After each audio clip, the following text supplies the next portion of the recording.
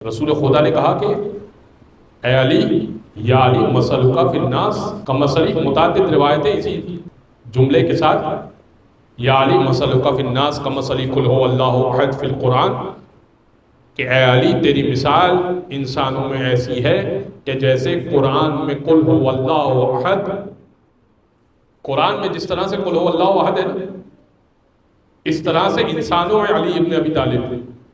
بہت توجہ، بہت لطیف نکتہ ہے یہ، اس کو سنیے گا، شاید اس سے پہلے آپ نے نہ سنا ہوگا۔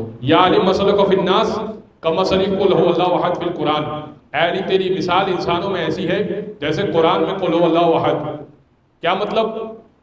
فرمایا قل هو اللہ احد کو ایک مرتبہ پڑھنے سے 1/3 قرآن ختم ہو جاتا ہے، 2 مرتبہ پڑھنے سے 2/3 قرآن ختم ہوتا ہے، سب کو معلوم ہے الحمدللہ۔